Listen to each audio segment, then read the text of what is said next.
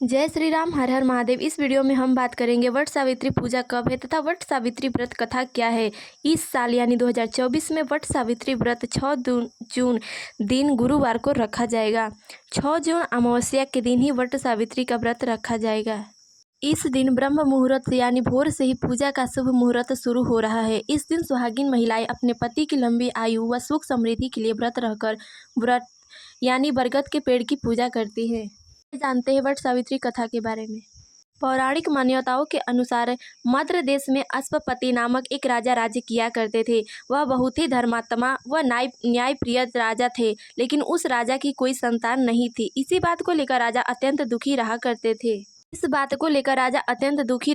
थे। एक बार राजा कुछ विद्वान व आचार्यों के कहने पर संतान प्राप्ति के लिए यज्ञ करते हैं तथा माता का जप करते हैं। तब माता सावित्री देवी उस यज्ञ तथा से प्रकट हो राजा को संतान होने का वर देती है। हे राजन, तुम्हारी एक तेजस्वी कन्या होगी। इस वचन को मिथ्या न मानना। इतना कह सावित्री माता वहां से अंतर्धान हो गई। कुछ समय पश्चात राजा को पुत्री रूप में संतान प्राप्त हुई। सावित्री माता के वरदान के कारण उस कन्या का नाम सावित्री रखा गया। कन्या जब बड़ी हुई तो वह बहुत ही रूपवान तथा तेजस्विनी हुई। तब सावित्री के पिता अपनी पुत्री के लिए वर ढूंढने लगे, लेकिन अपनी पुत्री जैसा कोई वर न पाकर वे बेहद दुखी हो गए। तब उन्होंने अपनी पुत्री सावित्री को ही वर ढूंढने को कहा। ये सुन सावित्री अपने पिता को प्रणाम कर अपने पिता की आज्ञा से अपने लिए वर ढूंढने चल देती है। वह एक तपोवन में जा पहुंचती है। उसी वन में साल्व देश के राजा द्युतमान अपनी पत्नी व अपने पुत्र सत्यवान के साथ उसी जंगल में रहते थे, क्योंकि उनका राज्य उनसे छीन गया था। अतः वे अब वन में रहकर अपना जीवन यापन कर रहे थे। उसी वन में सावित्री की मुलाकात सत्यवान से होती है। वह सत्यवान को देख सत्यवान को अपने पति रूप में वरण कर लेती है तथा घर आकर अपने पिता को ये सारी बातें बताती है। यह बात जब नारद जी को पता चलती है तो वे सावित्री के पिता के पास गए और बोले, हे राजन, यह आप क्या कर रहे हैं? सत्यवान गुणवान है, बलवान है, बुद्धिमान है, किंतु वह अल्प आयु है। उसकी आयु बहुत छोटी है। 1 वर्ष के बाद ही उसकी मृत्यु हो जाएगी।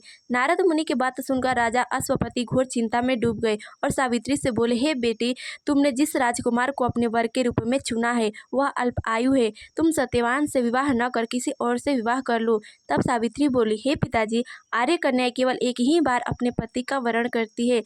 राजा एक बार ही आज्ञा देता है, पंडित एक बार ही प्रतिज्ञा करते हैं और कन्यादान भी एक बार ही किया जाता है। सावित्री हठ करते हुए बोली, हे पिताजी, मैं विवाह करूंगी तो केवल सत्यवान से ही, अन्यथा किसी से नहीं। राजा भी अपनी पुत्री की बात मानते हुए ईश्वर का आशीर्वाद लेकर सावित्री का विवाह सत्यवान से करवा देते हैं। विवाह के पश्चात सावित्री अपने पति सत्यवान के साथ अपने ससुराल पहुंचती हैं। समय बीतता जाता है। सावित्री भी अपने ससुराल में बहुत प्रसन्न होकर अपने सास ससुर की तथा अपने पति की पूरे भाव से सेवा करती है। नारद मुनि की बात तो सावित्री पहले से ही जानती थी। अतः जैसे जैसे वह दिन आने लगा सावित्री अधीर होने लगी। सावित्री ने 3 दिन पहले से ही व्रत शुरू कर दिया था। नारद मुनि द्वारा कथित निश्चित तिथि के दिन पितरों का पूजन किया। हर दिन की भांति उस दिन भी सत्यवान लकड़ी काटने जंगल चले गए। उस दिन सावित्री भी साथ गई। जंगल में पहुंचकर सत्यवान लकड़ी काटने पेड़ पर चढ़ने लगे। तभी उनके सिर में अत्यंत पीड़ा होने लगी तथा वह नीचे गिर गए। सावित्री वहीं बैठी हुई थी। तब सावित्री ने उनके सिर को अपनी गोद में लेकर सत्यवान को जगाने लगी, लेकिन तभी वह देखती है कि यमराज अपने 2 दूतों के साथ वहां उपस्थित हुए और सत्यवान की आत्मा को लेकर दक्षिणी दिशा की ओर जाने लगे। पतिव्रता स्त्री सावित्री भी यमराज के पीछे पीछे जाने लगी। कुछ दूर आगे जाने पर यमराज ने सावित्री को देखा और बोले, हे देवी, तुम्हारा साथ वहीं तक था, अब तुम लौट जाओ। तब सावित्री बोली, हे यमराज, जहाँ तक मेरे पति जाएंगे मैं वहां तक जाऊंगी, यही सनातन सत्य है। तब यमराज सावित्री के पतिव्रता धर्म से प्रसन्न हुए और सावित्री से 3 वर मांगने को कहा। तब सावित्री बोली, हे यमराज, मेरे सास ससुर अंधे, अतः उन्हें दिव्य ज्योति प्रदान करें। तब यमराज तथा अशुक होकर सावित्री को लौट जाने के लिए बोलकर स्वयं यमलोक के लिए चल पड़े, किंतु सावित्री फिर भी यमराज के पीछे पीछे जाने लगी। तब यमराज पुनः सावित्री से वर मांगने को कहते हैं। इस पर यमराज से अपने ससुर का खोया हुआ राज्य वापस मांगती है तथा साथ में 100 पुत्रों के लिए भी वरदान मांगती है।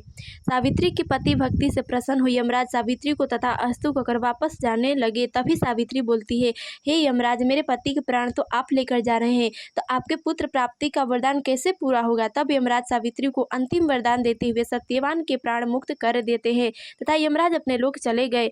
जब सावित्री पुनः उस वटवृक्ष के पास लौटती है जहाँ सत्यवान का मृत शरीर पड़ा हुआ था तो देखती है कि शरीर के अंदर जीव का संचार हो रहा है। देखते देखते सत्यवान उठकर बैठ गया तथा उनके माता पिता की आंखें भी ठीक हो गई है तथा उनका खोया हुआ राज्य भी उन्हें वापस मिल गया। वृक्ष यानी बरगद के पेड़ में ब्रह्मा विष्णु महेश यानी त्रिदेवों का वास होता है। ये था पतिव्रता स्त्री का धर्म, किस तरह उन्होंने यमराज से अपने पति के प्राणों की रक्षा की। वीडियो में बस इतना ही, मिलते हैं अगले वीडियो में, तब तक के लिए जय श्री राम, हर हर महादेव।